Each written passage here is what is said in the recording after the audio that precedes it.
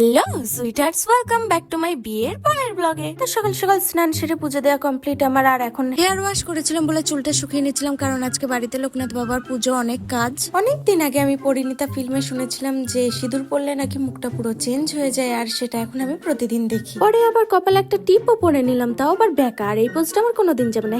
দেখি তো আমার বরটা সে সকাল থেকে কি করছে কম্পিউটারের সামনে, কিন্তু আমাকে দেখে চমকে ওঠার কি হলো।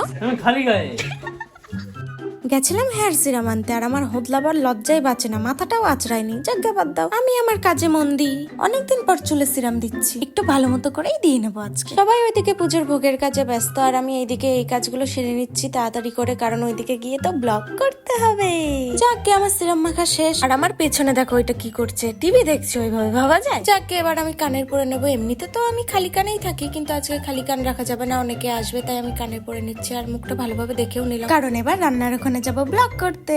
তো বার হয়ে রান্নার ওখানে গিয়ে দেখলাম অর্পিতা নারকেল কুটছে নাড়ুর জন্য, আর মামনি পায়েস বসিয়েছে ঠাকুরের ভোগের জন্য। আর এদিকে অনুষ্কা চেয়ারের মাথায় উঠে নিজের ন্যাচারাল ক্যামেরা দিয়ে প্রতিটা অ্যাঙ্গেলে দেখছে কোন দিকে কি হচ্ছে, আর আমাকে দেখে একটা ফোকলা হাসিও দিল। এদিকে পায়েস ফুটছে, আর ওইদিকে আমার বর বাড়ি এসেই প্রথমে আমার মাথায় একটা গাঁটটা দিতে গেল। আর এদিকে এটা কি করে বসে বসে দেখি তো। কি হয়েছে, রাগ করো কেন তুমি? হ্যাঁ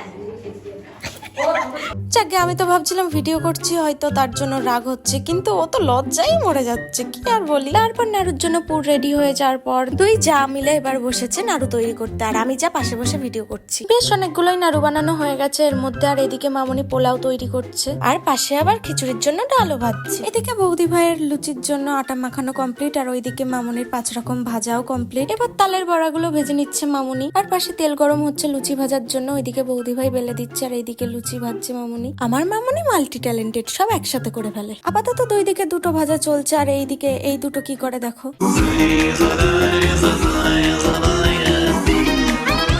এখন বিকেল 4টে মতো বাজে, পুজোর সময় হয়ে যাচ্ছে, আর আমি এইদিকে নিজে নিজে আজকে শাড়ি পরে নিয়েছি, আর ওর জন্য কেমন একটা ভাদ্দা মারা লাগছে। আর এদিকে আমার বুড়োটা 100 রকম ভাবে 100 অ্যাঙ্গেল দিয়ে ধুতি পরার চেষ্টা করছে, কিন্তু পারছে না, কি আর করা যাবে। আর তোমরা তো জানোই বর্ষাকালে বাঙালির ঘরের কি অবস্থা হয়, চারিদিকে জামা কাপড় মেলা, তো ওগুলো ইগনোর করো। তো অবশেষে যা তা করে ধুতি পরা হলো আমার বুড়োর, কি আর করা যাবে। কি আসছে দেখো, দেখে নাও। উনি বাবা কাজ করছে, অনেক ওয়েট হয়ে গেছে।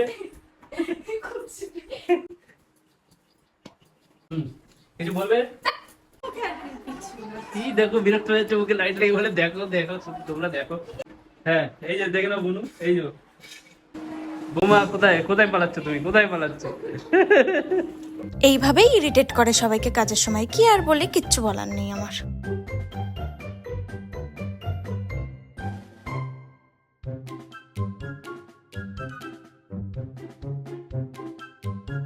এই যে আমাদের লোকনাথ বাবা, তাকেও সাজানো গোছানো কমপ্লিট, আর ঠাকুর ঘরে যা যা লাগে ফুল প্রসাদ সমস্ত কিছু রেডি। এবার শুধু ঠাকুর মশাই আসলে পুজো শুরু হবে। বলতে না বলতে ঠাকুর মশাইও চলে এসছে। তারপর আমি আবার ওনার সাথে হাতে হাতে একটু কাজ গুছিয়ে দিচ্ছিলাম যজ্ঞের জন্য যা যা লাগে। এদিকে আমার ঠাকুর ঘরে থাকতে থাকতে অর্পিতা ওইদিকে শাড়ি পরে চলে এসছে, অনুষ্কা বুড়িও টিক্কি বেঁধে চলে এসে, ওইদিকে অদ্রিজাও চলে আসছে শাড়ি পরে। সবাই আজকে শাড়ি পরবে। আর এইদিকের যে বাকি কাজগুলো আছে সেগুলো ঠাকুর মশাই আর আমার বর মিলে করছে। এইদিকে বৌদি ভাইও চলে এসছে রেডি হয়ে, আর ঠাকুর মশাই বৌদি ভাইকে সাদা পদ্ম ফোটাতে দিয়েছে, আর বৌদি ভাই সেটাই করছে, আর আমি বসে বসে ভিডিও করছি। আর এখন পুজো শুরু হলো।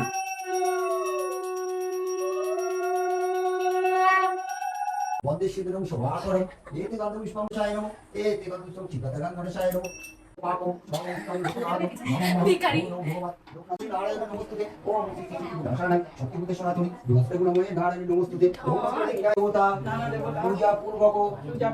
তারপর আমরা বাড়ির সবাই মিলে বসে অঞ্জলি দিয়ে নিলাম।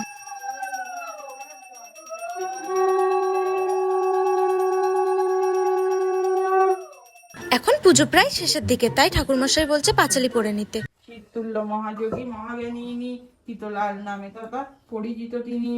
ওদিকে বৌদি ভাই পাঁচালি পড়ছে, আর এইদিকে ঠাকুরমশাই যজ্ঞ হবে তাই সবকিছু রেডি করছে। হঠাৎ করে মামনি দেখে রান্নাঘর থেকে ডাকছে, দেখে আসি কি দেখি কি খিচুড়ি হয়ে গেছে, তাই আমাকে ডাকছে, নন্দিতা তাড়াতাড়ি আসো, আমার খিচুড়ি রান্না হয়ে গেছে। তারপর রান্নাঘর থেকে ঠাকুর ঘরে এসে দেখি যজ্ঞ শুরু হয়ে গেছে, আর যজ্ঞটা শেষ হলেই পুজো পুরোপুরি কমপ্লিট। এদিকে পুজো হতে না হতেই আমার বর একা একা খেয়ে নিল, আমাকে ছেড়ে কি আর করা যাবে। আর ওদিকে সবাইকে দেওয়ার জন্য প্রসাদ রেডি করছে সবাই মিলে। প্রসাদ দেওয়া প্রায় শেষের দিকে। ওদিকে এবার আমরাও খেতে বসে যাব, রাত হচ্ছে অনেক। খাওয়া দাওয়া শেষ করে আমরা সবাই মিলে শুয়ে একটু গল্প করছিলাম, আর এই যে অর্পিতা পাশে বসে রয়েছে, ওর মনটা একটু খারাপ, কারণ আর একটু পরে ও বাড়ি চলে যাবে তাই। আর মামুনি শুলেই আমি মামুনির কোলের কাছে শুয়ে পড়ি সব সময়। তো আজকের খিচুড়ি ব্লগটা এই পর্যন্তই, দেখা হবে আবার একটা নতুন খিচুড়ি ব্লগে। ততক্ষণের জন্য tata, bye bye, be safe, be happy. আর ভিডিওটা না ভালো লাগলেও লাইক কমেন্ট শেয়ার করে দিও। হি হি।